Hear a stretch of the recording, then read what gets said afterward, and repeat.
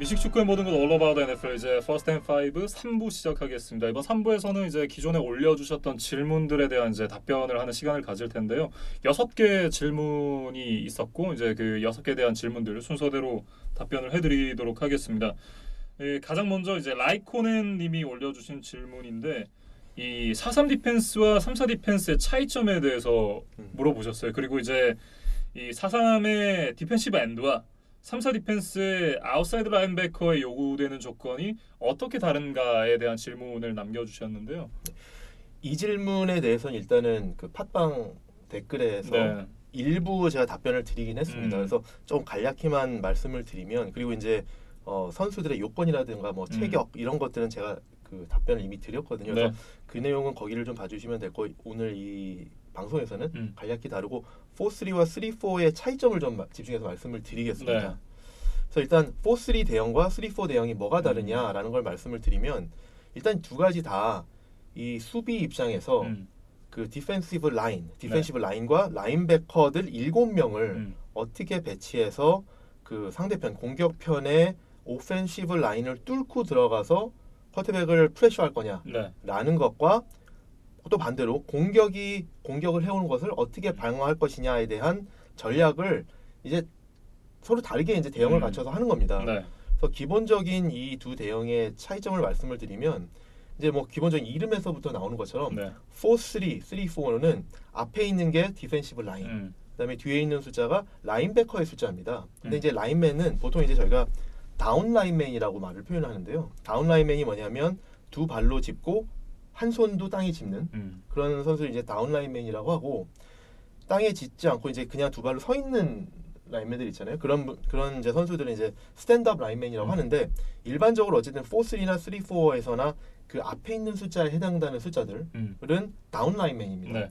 그래서 이제 4-3는 4명의 다운 라인맨과 3명의 이제 스탠드업 라인베커들이 있는 거죠. 그리고 3-4는 그 반대 대형인 거고요. 근데 그럼 어떻게 다르냐라는 거에 대해서 좀 말씀을 드리면, 일단 이렇게 생각을 해봐야 될 것 같습니다. 라인맨들은 4명이든 3명이든 직접적으로 오펜시브 라인과 바로 부딪혀서 이제 서로 경쟁을 하는 입장이지 않습니까? 네. 그런데 일단 수적으로 차이가 나지 않습니까? 공격은 오펜시브 라인이 5명, 그렇죠. 심지어 타이드까지 들어올 때도 있거든요. 그럼 그거를 뚫고 쿼터백에 가려고 그러면 디펜시브 라인맨들 입장에서는 수적인 열세가 있지 않습니까? 네. 그러니까 4-3에 있는 4명의 디펜시브 라인과 3-4일 때 3명이 있을 때 디펜시브 라인맨들의 체격이 달라집니다. 4명이 5명 내지는 6명을 방어할 때보다 3명이서 5명 내지는 6명의 오펜시브 라인을 방어할 때 라인맨들이 커야겠죠. 한 명당. 네. 그렇기 때문에 3-4에서의 디펜시브 라인맨들이 일단 기본적으로 체격이 더 큽니다. 그래서 디펜시브 엔드들만 일단 놓고 보면 3-4에서 디펜시브 엔드들이 상당히 좀 더 크고 4-3에서는 상대적으로 그거보다는 작습니다. 그리고 이제 그 디펜시브 엔드들의 역할을 좀 말씀드려보면 3-4에서 디펜시브 라인맨 3명 중에 양쪽 끝에 있는 디펜시브 엔드 2명의 역할은 사실 이제 패스 러시보다는 런 디펜스가 우선입니다. 그래서 그 앞에 있는 디펜시브 태클 1명이 2명의 오펜시브 라인을 담당해주고 나머지 디펜시브 엔드 2명이 또 이제 그 경우에 따라서 1명 내지는 2명의 오펜시브 라인을 막으면서 러닝백이 나오는 공격을 차단하는 게 1차적인 목표고, 거기서 나가서 이제 부수적으로 패스 러시까지 할 수 있다. 그럼 그걸 해주게 되는 겁니다. 그런데 그런 상황에서 그러면 패스 러시를 제대로 하는 역할이 누구냐? 그거는 이제 3-4에서는 아웃사이드 라인베커가 되는 거죠. 그래서 라인맨들은 일단 오펜시브 라인맨들을 커버하는 거고 묶어놔 주는 거고, 패스 러시가 들어가는 거는 그 아웃사이드 라인베커 2명이 이렇게 들어간다.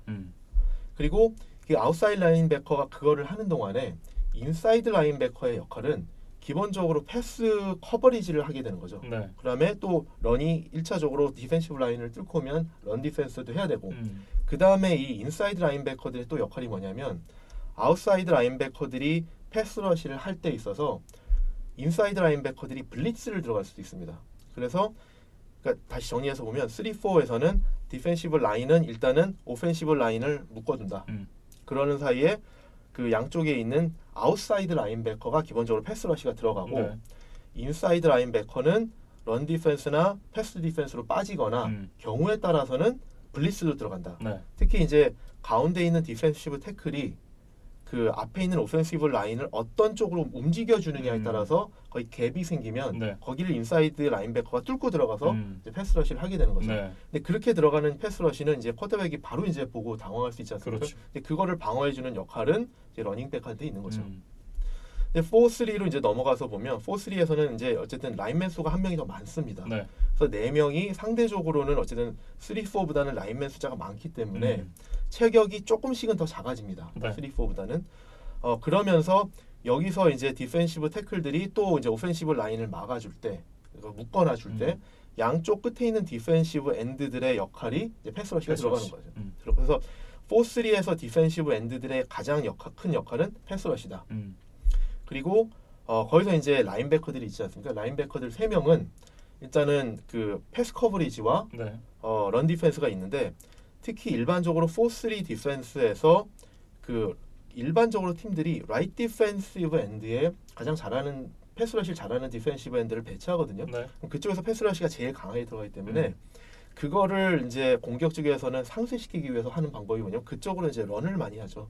내지는 그쪽으로 이제 스크린 패스라든지 이런 걸 해서 패스러시를 이제 중화시키는 그런 역할을 하거든요. 그렇게 되면 그 패스러셔 뒤에 있는 라인베커를 윅사이드 라인베커라고 그러는데 그 라인베커의 역할이 상당히 커지게 되는 거죠. 네. 그 라인베커가 이제 디펜시브 엔드가 들어간 자리 이제 다 메워줘야 되는 거고 특히 이제 패스 커버리지로 빠질 수도 있고 그런 역할들을 상당히 많이 해줘야 되고 그래서 이제 그 어쨌든 좀 정리를 해보면 체격으로 봤을 때 3-4 포메이션에서의 디펜시브 엔드들이 4-3 디펜시브 엔드들보다 체격이 커야 된다. 그런데 그 디펜시브 엔드들은 역할이 일단 패스러시보다는 런 디펜스가 우선이다. 네.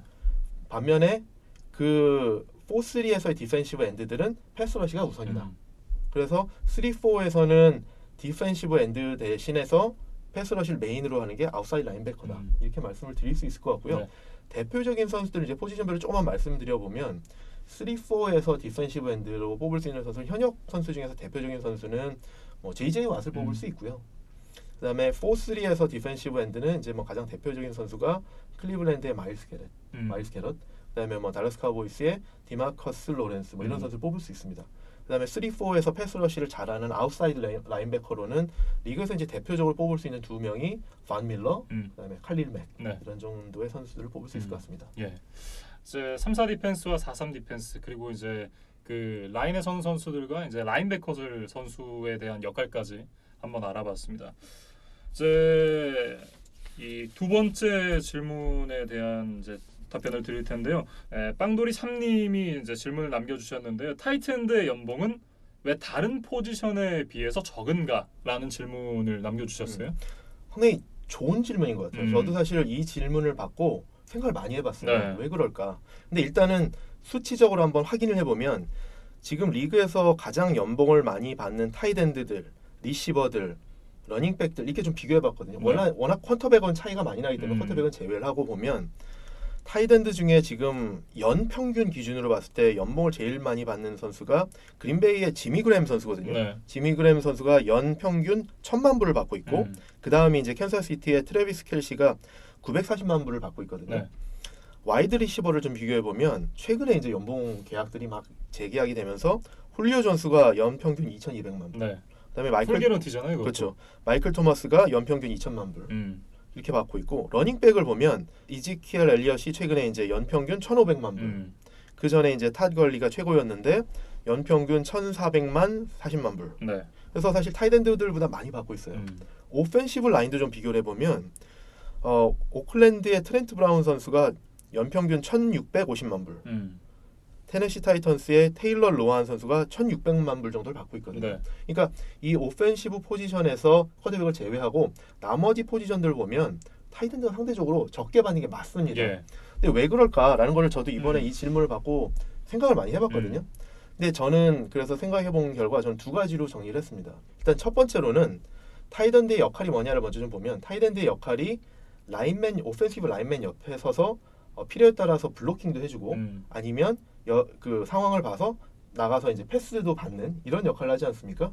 그런데 왜 적게 받느냐? 여기 이제 질문해주신 분도 네. 여러 가지 역할을 많이 해주고 공격에 혀를 뚫어주는 역할도 하는데 왜 적게 받느냐라고 말씀해 주셨는데 저는 이제 두 가지로 정리를 했습니다. 첫 번째로는 공격 시스템에서 이게 패스 캐칭 역할을 하는 타이트엔드가 공격에서 패스 캐칭의 첫 번째 옵션이 아닙니다. 그러니까 무슨 말이냐면 대부분의 팀에서 패싱 공격에서 있어서 첫 번째 타겟, 첫 번째 옵션은 와이드 리시버죠. 네. 특히 이제 대부분의 팀들이 이제 X 리시버나 Z 리시버를 쓰면서 상당히 좀 이렇게 롱 패스라든지 좀 빅 플레이 중심의 공격을 할 때 그 리시버들이 어쨌든 중요한 역할을 해주지 않습니까? 타이트엔드는 어쨌든 상대적으로 필드 중앙 부분을 이용한 짧은 패스들을 중심적으로 해주는 포지션이거든요. 네. 그래서 이거를 야구하고 좀 비교를 해보면 와이드 리시버들이 홈런 타자라고 그러면 그래서 빅 플레이를 해준다라고 그러면 타이트엔드들은 단타를 치는 타자들입니다. 그래서 그 실제로 이 스탯을 보면 와이드 리시버들이 일반적으로 캐치당 리시빙 거리가 훨씬 크죠. 훨씬 그렇죠. 멀리 나가죠. 네. 그래서 보통 이제 팀의 한 넘버원 리시버 정도 되면 보통 한 15야드 이상 캐치당 전진을 해주고 타이트엔드들은 보통 캐치당 10야드 이하이거든요. 네. 그렇기 때문에 봤을 때 아까 말씀드린 것처럼 와이드 리시버가 1차적인 타겟이고 그 장거리 타자다. 반면에 타이트엔드들은 1차 옵션이 아니고 네.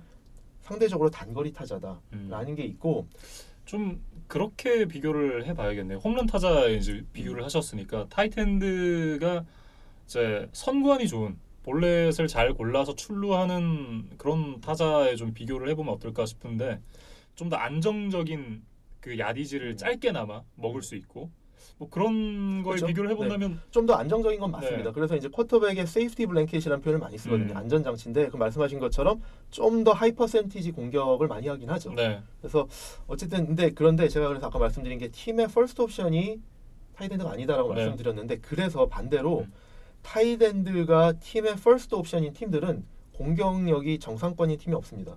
예를 들어서 타이트엔드가 팀의 퍼스트 옵션인 팀들을 좀 보면 샌프란시스코 49ers 조지 키틀이 퍼스트 옵션이고요. 두 번째 워싱턴 레드스킨스 조던 리드 타이트엔드가 첫 번째 옵션이거든요. 그리고 사실 작년에 오클랜드 레이더스를 보면 팀의 퍼스트 옵션이 타이트엔드인 제렛 쿠키였습니다. 근데 이런 팀들을 보면 세 팀의 공통점이 와이드 리시버보다 타이트엔드가 프라이머리 옵션, 퍼스트 타겟인 데는 공격력이 이렇게 정상급이지 않습니다. 그러니까 소위 말하는 홈런 타자들이 없는 거죠. 그러니까 타율 높은 똑딱이 뭐 이런 타자들에 또 비교를 할 수 있겠고요. 그렇죠. 네. 그리고 어쨌든 블로킹 역할도 아까 해준다고 말씀을 드렸는데 이 오펜시브 라인들은 사실은 그 블로킹하는 거에 대한 평가가 좀 애매해서 최근에 그 평가를 하는 잣대들이 계속 나오고 있는데 타이트엔드들이 블로킹하는 거에 대해서 이거를 평가할 만한 수치화할 만한 기준이 없습니다. 네. 그렇다고 그러면 타이트엔드들이 가지고 있는 스탯들은 결국 이제 리시빙에서 나오는 스탯들인데 와이드 리시버들이 갖는 스탯들보다 떨어지거든요. 그렇죠. 그럼 결국 연봉 협상을 함에 있어서 대부분의 경우 스탯을 기반으로 해서 연봉이 어느 정도 체계가 잡혀지게 됩니다. 네. 그렇기 때문에 와이드 리시버나 이런 다른 공격 선수들 대비 스탯이 낮기 때문에 좀 연봉이 낮다라는 게 하나고 두 번째로는 제가 생각할 때는 이 타이트엔드는 다른 포지션들보다 대체 가능성이 높습니다. 이게 무슨 말이냐면 보통 일반적으로 타이트엔드들이 소위 말하는 Y 포지션에 쓰거든요. 네. 오펜스 그 대형에서 중간에 서서 그 가운데를 뚫고 들어가는 그러니까 짧은 옆에 공격, 붙어서. 그렇죠. 네. 올라인 옆에 붙어서, 그러니까 양쪽 끝에 있는 리시버 X나 Z 리시버가 아니라 아웃사이드에서 뛰어가서 빅 플레이하는 리시버가 아니라고 말씀을 드렸는데 그렇죠. 중간에서 오펜시브 라인 바로 옆에 서서 거기서 이제 짧은 거리를 나가서 이런 공격을 하는 리시버이지 않습니까? 근데 이제 그 포지션은 대체가 가능하다는 거죠. 그러니까 더 다른 포지션보다 대체가 가능하다. 그래서 예를 들면 슬롯 와이드 리시버. 대표적인 선수 예전에 보면 이제 웨스 웰커, 지금 뭐 줄리안 에델맨, 뭐 랜덜 컵 이런 선수 있지 않습니까? 그런 선수들 그리고 심지어는 러닝백을 써서도 이제는 크리스찬 맥캐프리, 그렇죠. 또 알빈 카메라 이런 선수들이 아예 슬롯에 라인업하기도 하거든요. 그렇다라고 그러면 타이트엔드들이 해주는 이 필드 중앙 부분에 있는 짧은 거리의 리셉션 이런 공격은 다른 포지션으로 대체가 가능하다.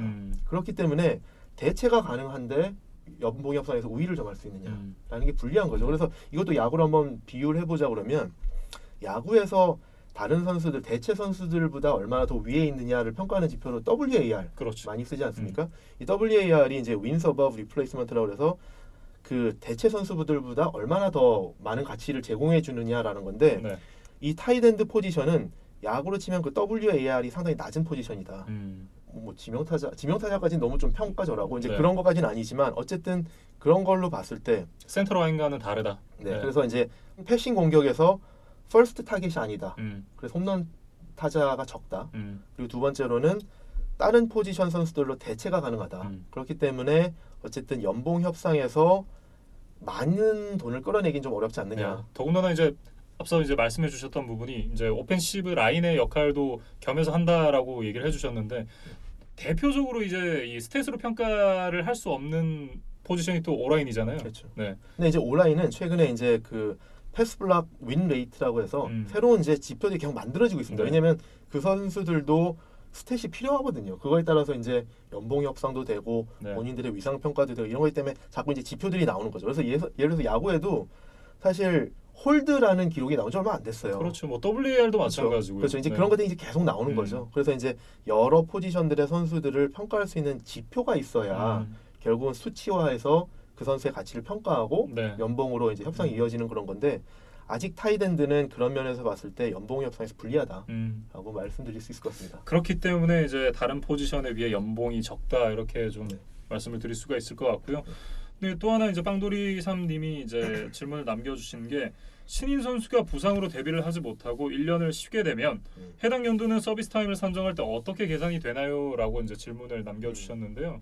그리고 이 분께서 이제 질문을 남기실 때 이제 뉴잉글랜드에 저희가 이제 아까 다뤘던 네. 아이세아 윈 선수에 대해서 이제 말씀을 해주셨어요. 왜냐면 이제 아이세아 윈 선수가 작년에 이제 부상으로 해서 IR에 올라가면서 한 그렇죠. 해를 뛰지 못했는데 못 나왔죠. 이 선수는 어떻게 되는 거냐라는 이런 건데 일단 NFL 규정상 그 선수들의 서비스 타임을 평가하는 지표가 두 가지가 있습니다. 현지에서 쓰는 표현을 쓰면 크레디티드 시즌이라는 게 있고 네.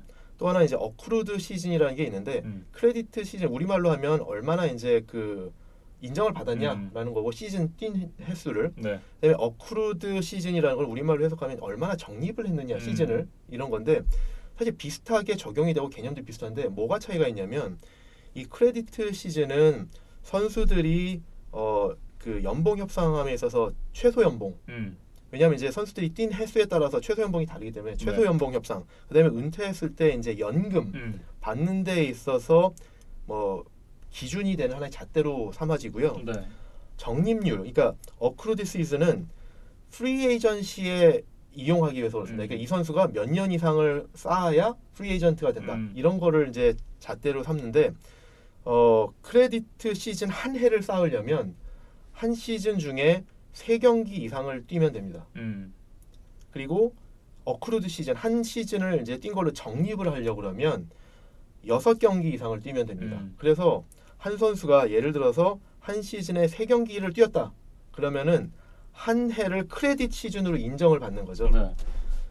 그리고 6경기 이상을 뛰면 그게 이제 어크루드 시즌이라고 그래서 그게 이제 나중에 이제 프리 에이전시로 갈 수 있는 시즌에 적립이 되는 거죠. 네. 그런데 이 게임 수는 다르지만 이게 어떤 기준으로 이게 적립이 되고 안 되느냐, 어떤 게 그 3경기를 뛰고 안 뛰고로 인정이 되느냐라는 네. 차이를 좀 보면 일단은 이 3경기를 뛰고 안 뛰고는 제대로 그 팀 페이롤에서 급여를 받을 수 있느냐 없느냐가 이제 그 잣대거든요. 그러니까 그러면 로스터에 이름이 올라가는 게 기준이 그렇죠. 되겠네요. 그래서 이제 액티브 로스터 53인 53인에 들어가면 경기 출전을 하지 않았더라도 그 경기를 뛴 걸로 인정이 됩니다. 네. 그리고 사실 이제 액티브 로스터에도 이제 53명 로스터에서 게임데이 그 로스터에는 46명이 올라가고 네. 7명은 이넥티브 처리가 되거든요. 그렇죠. 이넥티브에 올라가도 인정됩니다. 그리고 또 하나는 IR에 올라가도 인정이 됩니다. 예. 그렇기 때문에 그 일단 53인 리스트에 올라가고 이넥티브에 올라가고 인저리 리서브에 올라갔다. 그러면은 거기에 올라가 있는 한 그 해당 경기는 뛴 걸로 인정을 받습니다. 뛴 걸로 인정이 안 되는 거는 이제 3가지가 있는데 첫 번째로는 출장 정지를 당했다. 그래서 이제 그 커미셔너 퍼미션 리스트에서 이제 제외가 됐다. 네. 그러니까 리그에서 출장을 허용하는 예외 경우다. 그러니까 이제 출장 정지라든지 이런 게 있는 거죠. 거기에 올랐다 그러면은 그 해당 주 경기는 출전이 안 된 걸로 처리가 되고요. 네.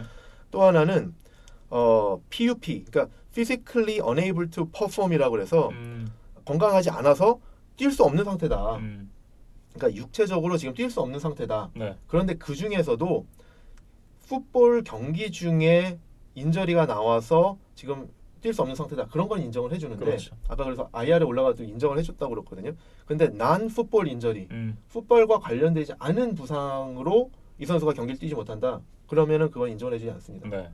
세 번째로는 팀의 어떤 액티브 로스터까지 올라가지 못하고 프랙티스 스쿼드에 떨어져 있다. 그러니까 이제 팀마다 53명 로스터 밑에 이제 연습하는 선수들이거든요. 그렇죠. 거기에 들어가 있는 선수들은 뛴 걸로 인정해주지 않는다. 그렇기 때문에 일단 53명 로스터 안에 들어가고 네. 거기서 인액티브가 되던 음. 인저리 처리가 이제 돼서 왜 올라가던 오르던, 그 올라가 있는 동안은 뛴 거로 다 쳐줘서 네. 한 해에 3경기 이상 뛰면 그 크레딧 시즌 하나를 인정받고 네. 6경기 이상을 뛰면 그 어크루드 시즌으로 인정을 받습니다.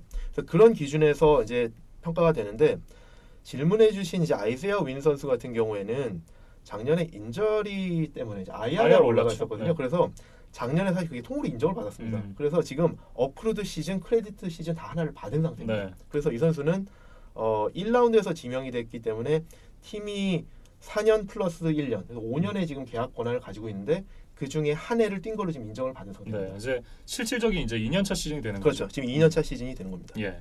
이렇게 이제 좀 질문에 대한 해답이 되었으면 좋겠고요. 그리고 빵돌이 삼님이 이제 또 하나의 질문을 더 남겨주셨는데 NFL의 신인 연봉 체계는 어떻게 되나요? 사실 이거 굉장히 많은 분들이 좀 궁금해하실 것 같거든요. 이것도 이제 좀 재밌는 게 있습니다. 그러니까 2011년에 NFL이 그 선수들이 임금 단체 협상을 그때 리그하고 체결했거든요. 네.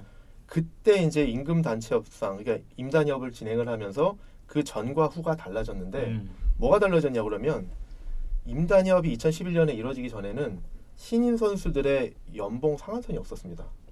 그러니까 어떤 경우에는 뭐 1라운드 첫 번째 픽이다 이렇게 뽑힌 경우에는 베테랑 선수들보다 연봉을 더 많은 경우들이 많은 거죠. 네. 특히 뭐 쿼터백이다. 그러면 이 선수는 한 경기도 뛰지 않고 베테랑 선수들보다 몇 배 되는 연봉을 받는 경우들이 있었거든요. 근데 이제 그런 것들에 대해서 베테랑 선수들이 상당히 불만이 있었고 2011년 이제 그 임단협을 하면서 그거는 이제 베테랑 선수들의 항의에 의해서 루키 선수들의 웨이지 스케일을 이렇게 쭉 낮춰놨습니다. 그래서 2010년과 11년에 그게 상당히 차이가 나거든요. 그래서 대표적으로 2010년 전체 1라운드에 뽑혔던 샘 브래드포드와 2011년 전체 1라운드로 뽑혔던 캠 뉴튼 이 두 선수 똑같은 위치에서 뽑혔는데 연봉 차이가 어떻게 나냐면 샘 브래드포드는 2010년에 입단하면서 6년에 7,800만 불 연봉을 받고 왔거든요. 네. 캠 뉴튼 선수는 4년에 2,200만 불 연봉을 받고 왔어요. 그러니까 임단협이 딱 적용되면서 연봉이 팍 깎인 거죠. 네. 수직 낙하했네요. 그렇죠. 이제 샘 브래드포드가 마지막에 이제 문 닫고 나간 거죠.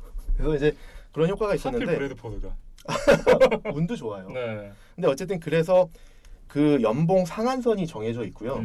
그리고 이제 그게 드래프트된 포지션에 따라서 연봉이 조금씩 낮아집니다. 그러니까 말씀드렸던 것처럼 전체 1라운드 픽이 받을 수 있는 연봉, 2순위에서 뭐 몇 번째 순위까지 받을 수 있는 연봉책이 이게 쭉 정해져 있는데 이게 완전히 다 정확하게 나눠져 있지는 않습니다. 왜 그러냐면 그 팀이 이제 샐러리 캡이 있잖아요. 1년에 가지고 있는 샐러리 캡이 있는데 그 중에서 루키들한테 쓸 수 있는 포션이 정해져 있습니다. 그러니까 이제 이거를 팀들이 몇 명의 루키를 뽑았느냐에 따라서 본인들이 이제 내고를 하는 거죠. 그 선수들한테 할당을 해서 내고를 하는데 보통 이제 내고하는 기준이 비슷한 포지션에 뽑혔던 선수들이 얼마를 받는다.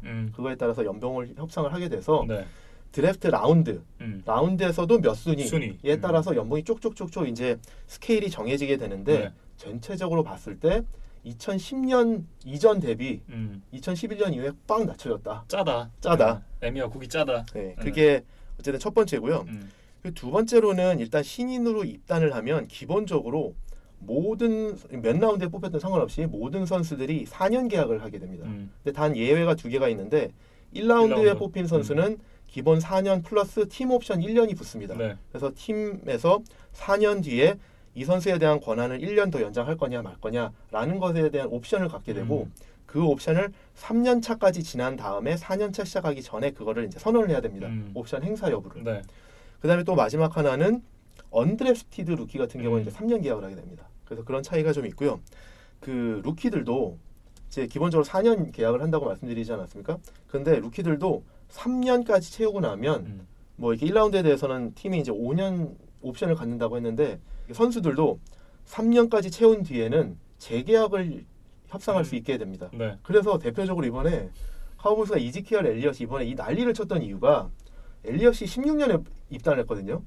그러니까 사실은 팀이 아직도 2년이나 더 16, 17, 18, 3년을 뛴 거거든요. 네. 그러니까 팀 입장에서는 아직 옵션 행사까지 한다 그러면 2년의 권한을 더 가지고 있는데 그 임단협에서 규정한 3년 이후에는 재협상 가능하다라는 조항 때문에 3년 만에 지금 재협상을 한 겁니다. 그래서 사실 팀 입장에서는 아직 2년이 더 남았는데 근데 어쨌든 그 자격이 주어지기 때문에 네. 그런 협상을 했던 그런 사례가 남았습니다. 네. 아니, 굉장히 좀 그 마지막에 네. 사심이 섞인. 아니 아닙니다. 네. 저 이제 어쨌든 어떤 그 기준만이 아니라 그런 사례들을 좀 들어드리면 좀 더 이해하시기 편하지 않을까. 네. 그래서 이렇게 좀 들어드렸습니다. 알겠습니다. 또 더군다나 최근에 있었던 이슈지 않습니까? 네. 너무 이렇게 좀 복해하지 말아주시면 좋겠습니다. 네. 어쨌든 이제 이 신인 연봉 체계에 대한 질문에 대한 해답이었습니다. 좀 답변이 되었으면 좋겠고요. 이제 제키 로빈슨 발렌수엘라님이 홀딩 플래그의 기준은 무엇인가요? 라는 질문을 남겨주셨는데요. 이건 굉장히 좀 어려운 질문인 것 같아요. 심판이 그 규정을 어떻게 해석을 하고 적용을 하느냐에 따라서 조금 애매한 판정들이 나오긴 네. 하죠. 근데 지금 그거를 말씀드리는 것보다는 규정을 말씀 그대로 이제 네네. 리튼 룰 그대로 말씀을 드리면 일단 홀딩 페널티라는 거는 공격 측에서의 홀딩 페널티도 있고요. 네. 수비 측에서의 홀딩 페널티도 있습니다. 근데 조금씩 다른데 일단 공격 측에서의 홀딩 페널티란 공격에서 이제 수비수를 막는 거잖아요. 막다가 이제 홀딩을 했다라는 건데 일단 원칙은 공격수들이 수비수를 막을 때는 손을 편 상태에서 막아야 됩니다. 네. 그러니까 이렇게 잡으면 안 되는 안 거죠. 된다라는 거죠. 그래서 잡거나 끌어당기거나 네. 아니면 이 목 위로 감거나 네, 목을 감거나. 그렇죠. 네. 그리고 아니면 이제 땅으로 끌어당기거나 그래서 쓰러뜨리거나 이렇게 하게 되면 이제 페널티가 주어지게 됩니다. 이게 공격에서의 홀딩 페널티고요. 공격에서 홀딩 페널티가 선언이 되면 10야드 후퇴하는 페널티가 주어지게 됩니다. 그렇죠. 수비에서의 홀딩 페널티는 주로 이제 세컨더리, 코너백, 뭐 세이프티 이런 선수들한테 그렇죠. 주어지는데 이게 어떤 페널티냐 그러면 공격에서 선수들이 라인 오브 스크리미지에서 이제 공격을 시작하는데 라인 오브 스크리미지 기준으로 했을 때 5야드 안에서 그 출발점 5야드 안에서는 선수들과 몸싸움을 해도 됩니다. 네. 뭐 사실 잡아도 되고 이런 몸싸움을 해서 사실 이제 그걸 재밍 한다고 하거든요. 그런 거를 5야드 안에서 하는 거는 페널티가 아닙니다. 근데 5야드가 넘어가는 선에서 잡고 끌어당기고 이런 거는 이제 홀딩 페널티가 돼서 네. 이게 선언이 되면 공격진이 5야드 전진하는 페널티가 수비한테 주어지고 네. 더 큰 페널티는 자동으로 퍼스트 다운이 갱신됩니다. 그래서 이게 사실 치명타죠. 네. 그래서 예를 들어서 또 이거 하나 사례를 들어드리면 이번 1주차 경기에 어떤 게 있었냐면 베어스하고 패커스의 1주차 경기에서 베어스가 공격에서 계속 페널티를 해가지고 퍼스트 앤 40가 나온 경우가 있었어요. 그렇다고 그러면 사실 수비 입장에서 봤을 때는 얘네들이 퍼스트 앤 40 어떻게 40야드를 가겠냐. 사실 성공 가능성이 상당히 낮은 거잖아요. 그래서 40야드를 베어스가 가지 않는 이상 이제 공격권을 넘겨받는 상황인데 만약에 홀딩 페널티를 해서 5야드 페널티를 먹었다. 그럼 전진은 5야드밖에 안 하지만 퍼스트 다운이 갱신이 되는 거죠. 그렇기 때문에 이게 치명적인 페널티가 될 수 있기 때문에 이 자동으로 퍼스트 다운이 갱신된다라는 게 상당히 큰 페널티입니다. 네. 보통 이제 그 심판들이 이제 마이크 켜놓고 콜을 하잖아요. 하고 나서 automatic first down 뭐 이렇게 이제 얘기를 하는데 어쨌든 지금 뭐 홀딩 반칙 자체는 굉장히 좀 치명적이다. 그렇죠. 네. 야디지를 떠나서 퍼스트 다운이 갱신이 돼서 다시 한번 4번의 공격권이 주어진다는 게 큰 페널티인 거죠. 네. 마지막 질문입니다. 이제 이성진님이 뉴잉글랜드의 오펜시브 코디네이터 조시 맥데니얼스에 대해서 평가를 해주세요라는 질문을 남기셨는데, 뭐 사실 제가 김민철 아나운서 옆에서 이제 조시 맥데니얼스를 평가하기가 좀 뭐 조심스럽긴 하지만 그냥 객관적으로 평가를 해드리면 사실 조시 맥데니얼스가 지금은 오펜시브 코디네이터지만 이미 감독도 한번 해봤던 그 인물이거든요. 돌싱 참 돌아왔어요. 슬픈 표현인데 슬픈 비유인데 어쨌든 덴버 브론코스에서 감독을 이미 2년 했었는데 성적이 그렇게 좋지 않았죠. 그리고 이제 다시 이제 뭐 세인트루이스 오펜시브 코디네이터를 거쳐서 다시 이제 뉴잉글랜드 오펜시브 코디네이터로 되돌아왔는데 뉴잉글랜드에 쓰고 있는 조시 맥데니얼스가 이끄는 그 오펜시브 스킴은 사실은 맥데니얼스가 만든 건 아닙니다. 예전에 뉴잉글랜드에서 오펜시브 코디네이터로 활약을 했던 찰리 와이스라는 예전 코디네이터가 만든 도입한 네. 그런 공격 스킴인데 이분이 나중에는 이제 노틀담 대학의 감독으로 갔었는데 뭐 찰리 와이스부터 이제 우리 김민준 아나운서께서 방송 중에 여러 차례 말씀하시는 뉴잉글랜드 출신의 코치가 감독으로 가서는 성공하지 못한다라는 거의 출발점입니다. 찰리 와이스가. 근데 어쨌든 근데 이 지금 자시 맥데니얼스 여기도 대표 주자 중 하나예요. 뭐 그렇죠. 네. 근데 패트리샤도 그렇고. 근데 어쨌든 이제 자시 맥데니얼스가 이제 찰리 와이스로부터 넘겨받아서 지금 하고 있는 그 공격 스킴에 대해서 좀 평가를 해보자 그러면 일단은 지금 NFL에서 유행하고 있는 대학에서 많이 써왔던 스프레드 어펜스의 유형 중에 하나이죠. 그래서 지금 여러 팀들이 약간씩 조금씩 좀 이렇게 좀 다른 스프레드 어펜스를 쓰는데 이 스프레드 어펜스들의 공통점은 일단 기본적으로 리시버들을 많이 쓴다. 네. 그래서 멀티 리시버 세트를 쓰면서 최소한 3명 이상의 리시버들을 배치한다. 네. 그리고 그 리시버들이 꼭 와이드 리시버만은 아니다. 뭐 타이드엔드도 있고 러닝백을 쓸 수도 있고 그래서 이런 여러 명의 패스 캐칭이 가능한 선수들을 그 패싱 공격에 활용한다. 네. 그래서 런이 아니라 패싱 공격을 적극적으로 빨리빨리 해서 이렇게 나가는 패싱 공격 중심의 공격 스킴이다. 뉴잉글랜드에서 이 공격을 쓰면서 성공을 하면서 다른 팀들에게 많이 유행을 시켰다라고 할 수 있는 것이 두 가지가 있는데요. 일단 첫 번째로는 슬롯 리시버입니다. 아까 말씀드린 것처럼 여러 명의 리시버를 쓴다고 했는데 그 중에서 사실 일반적으로 리시버들 하면 아주 뭐 이렇게 체격이 좋거나 네. 아니면 아주 빠른 리시버들을 많이 쓰지 않았습니까? 그래서 그런 리시버들을 양쪽 끝에 사이드란 근방에 배치하면서 코너백과 1대1 대결을 뭐 내지는 뭐 더블 커팅이 돌 수 있지만 그런 공격을 펼치는 게 일반적이었는데 뉴잉글랜드가 성공적으로 도입한 게 슬롯 리시버를 중간에 네. 타이드엔드 같이 기용을 하면서 그 선수들이 키가 작더라도 상당히 민첩하고 네. 빠름으로 해서 그 선수들이 빨리 코너백한테서 세퍼레이션을 얻어서 중앙부를 뚫고 가서 패스를 받고 네. 그 다음에 소위 이제 야드 애프터 애프터 캐치를 상당히 많이 얻어내는 이런 공격을 하는 거를 이제 상당히 효율적으로 유행을 시켰거든요. 네. 그래서 이제 보시면 이제 뉴잉글랜드에서부터 시작된 그 슬롯 리시버의 유행이 웨스웰커부터 사실 시작했다고 해도 과언이 아니거든요. 네. 사실 웨스웰커는 뉴잉글랜드에 오기 전까지는 사실 무명에 가까운 선수였습니다. 마이애미 돌핀스에 있었는데 사실은 마이애미에서 뭐 이렇다는 활약을 보이지 못하고 뉴잉글랜드가 데려갔는데 뉴잉글랜드가 너무 좋게 활용을 한 거죠. 그래서 웨스웰커를 활용을 했고 슬롯 리시버로 쓴 다음에 그 이후에 데니 아멘돌라 뭐 지금 줄리안 에델맨 이런 슬롯 리시버들을 정말 효율적으로 잘 쓰고 그게 이제 리그 전체적으로 이제 유행이 되고 있다. 또 하나는 투 타이드엔드 세트. 그래서 뉴잉글랜드는 타이드엔드를 2명씩이나 쓰면서 이게 수비한테 상당히 부담을 가한다. 근데 이제 어떤 의미냐면 이 타이드엔드의 특성을 보면 타이드엔드를 누가 방어를 하냐 그러면 일단은 타이드엔드가 이제 중앙에 서서 Y 포지션에 서서 뛰게 되면 타이드엔드를 방어하는 선수가 주로 이제 라인베커 내지는 세이프티가 되게 되거든요. 아니면은 뭐 일부 뭐 슬롯 코너가 붙기도 하는데 보통 라인베커나 세이프티가 붙게 되는데 이 타이드엔드의 체격이나 스피드를 고려할 때 라인베커가 맞기에는 너무 빠르고 세이프티가 맞기에는 너무 크고 미스매치다. 그래서 미스매치를 유발하는 거죠. 그래서 이 두 가지의 어떤 그 공격 패턴을 통해서 뉴잉글랜드는 미스매치를 유발하는 게 핵심입니다. 그래서 이렇게 어쨌든 선수들을 이렇게 적절하게 배치를 해놓고 네. 미스매치를 유발을 하고요. 또 하나는 이런 선수들을 배치해 놓은 다음에 쿼터백이 물론 이제 작전을 받기는 하지만 허들에서 내지는 이게 라인업 스크리미치에 써서 상대 수비수 대형을 보고 거기에 맞게끔 누가 여기서 가장 미스매치 선수냐라는 거를 빨리 파악해서 그 선수 중심으로 패스를 하는 이런 거거든요. 네. 지금까지 말씀드린 걸 좀 정리를 하면 사실 그 스프레드 어펜스라는 측면에서는 지금 유행하고 있는 NFL 전체적으로 유행하고 있는 스프레드 어펜스의 한 유형이고 네. 결국 이 스프레드 어펜스들이 선수들이 이동을 하고 코치들이 이동을 하면서 조금씩 섞일 수밖에 없거든요. 그런데 뉴잉글랜드가 그거를 쓰는 팀 중에 하나인데 슬롯 리시버하고 타이드엔드를 이용한 미스매치를 만드는 것을 좀 유행을 시켰다. 그리고 그걸 아주 효율적으로 구사를 하고 있는데 이게 정말 그래서 효율적인 공격 스킴이라고 저는 생각을 합니다.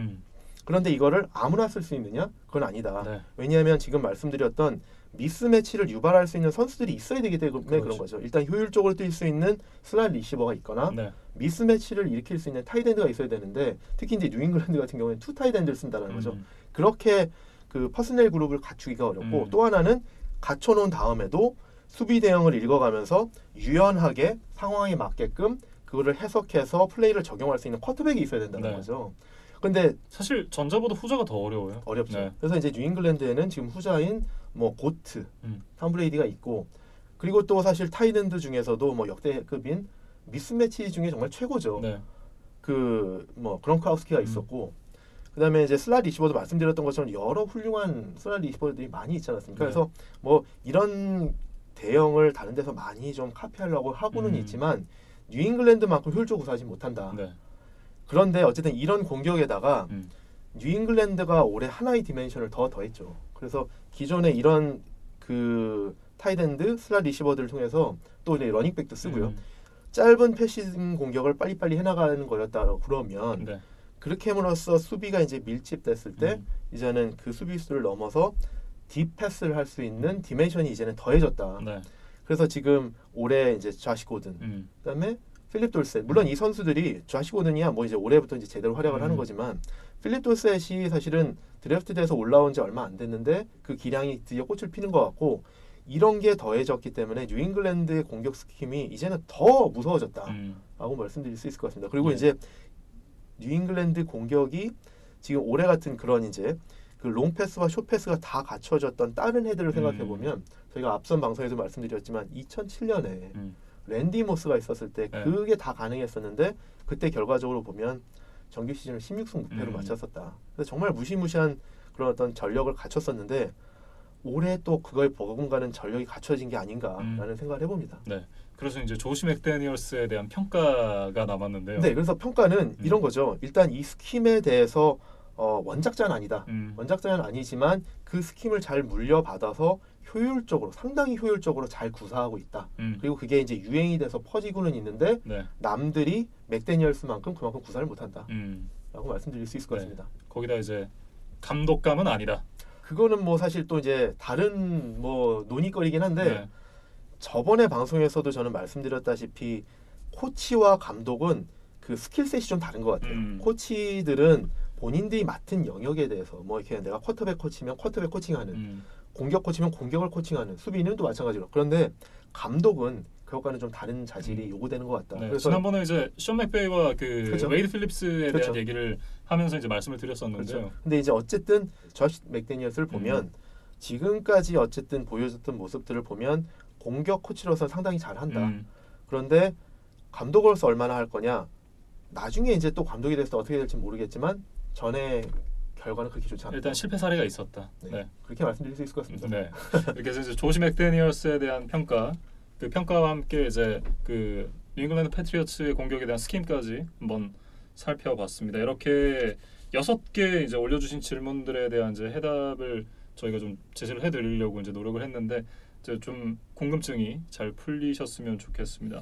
네, 사실 이제 조금 그 시청자분들이 어느 정도 뎁스의 이제 답변을 드려야 가장 이제 효율적인 답변이 될지는 모르겠는데 네. 사실 이제 4-3, 3-4 대형 같은 경우에는 사실은 좀 너무 좀 인덱스한 정보를 좀 뺐습니다. 왜냐면 그렇게 하게 되면 좀 오펜시브 라인이나 디펜시브 라인의 어쨌든 그 대결에 있어서 그 대형은 사실 이제 선수들로 지금 대변해서 말씀을 드렸지만 사실 갭에 대한 이해가 있어야 되거든요. 그렇지. 근데 이제 그거를 말씀드리면 좀 설명이 또 너무 길어지고 사실 또 너무 좀 어려운 얘기가 될 수 있어서 일단은 선수로 그냥 대표해서 말씀을 드렸고 네. 전반적으로 봐서 조금 너무 어렵지 않은 수준에서 좀 네. 설명을 좀 마무리해봤습니다. 네. 혹시 뭐 기회가 되면 조금 더 인덱스한 내용도 다음에 한번 좀 다뤄볼 수 있으면 네. 좋을 것 같습니다. 갭에 대한 얘기도 한번은 설명을 네. 하는 시간이 있으면 좋을 것 네, 같다는 네. 생각이 들어요. 그리고 사실 그 아까 이제 말씀드렸던 4-3와 3-4는 프런트 세븐의 대형에서만 다룬 거지만 네. 그 이후에 음. 그 세컨더리에 대한 대응은 다루진 않았거든요. 그렇죠. 이제 그 프런트 세븐에 이어서 어떤 세컨더리 전략을 붙일 거냐라는 것도 또 베리에이션이 많기 때문에 네. 뭐 사실 그렇게 되면 지금 엄청나게 좀 이제 경우의 수가 많아지는 거고 그 각각에 대해서 설명을 하려고 사실 또 정말 이제 긴 시간이 필요한 거죠. 그렇죠. 그래서 나중에 기회가 될 때 이런 어떤 수비라든지 공격에서의 좀 재밌는 대형, 좀 팀들이 많이 쓰는 대형들에 대해서 좀 하나하나 좀 자세하게 좀 다뤄볼 기회를 좀 별도로 좀 마련해 보면 좋을 것 같습니다. 네, 이렇게 이제 3부 남겨진 질문들에 대한 이제 저희가 해답을 드리는 시간을 맞춰보도록 하겠고요. 또 이제 영상을 보시고 혹은 이제 경기를 보시고 궁금하신 점이 있으면 이 유튜브나 팟빵에 댓글 남겨주시면 저희가 또 이 3부 시간 Q&A 시간을 통해서 답변을 드리도록 하겠습니다. 이렇게 저희 3부 마무리 짓고요. 저희는 이제 First and 6로 돌아오도록 하겠습니다.